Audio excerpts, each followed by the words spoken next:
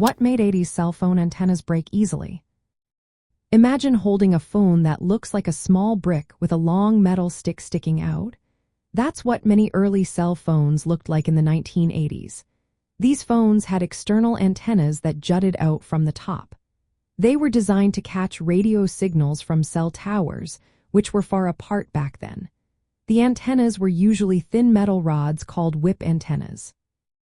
They needed to be about a quarter of the wavelength of the radio signal, which was often around 800 to 900 megahertz.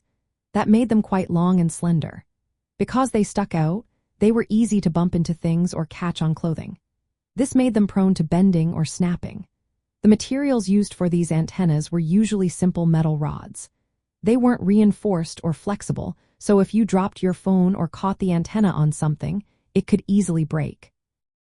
The plastic parts that held the antenna also weren't very strong. They were meant to reduce interference when the antenna was retracted, but they added weak points that could crack or snap. Since the antennas were outside the phone, they were exposed to everyday hazards. Bumping into door frames, sitting on the phone, or dropping it on the ground could all cause damage. Carrying these large phones was also a challenge. Many people clipped them to their belts or carried them in cases. This increased the chances of the antenna getting bent or broken during movement. Early mobile phones like the Motorola Dynatac were big and heavy, making handling tricky. The technology at the time didn't allow for flexible or retractable antennas that could take rough handling. Retractable antennas did exist but were still fragile. If you extended or retracted them improperly, they could break easily. All these factors combined made 80s cell phone antennas quite fragile.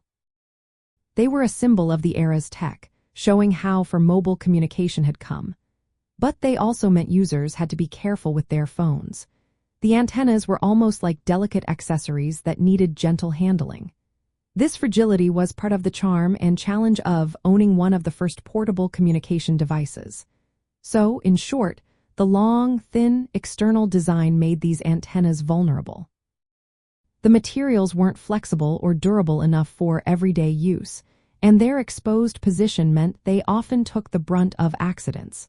That's why many of these antennas broke so easily back in the day.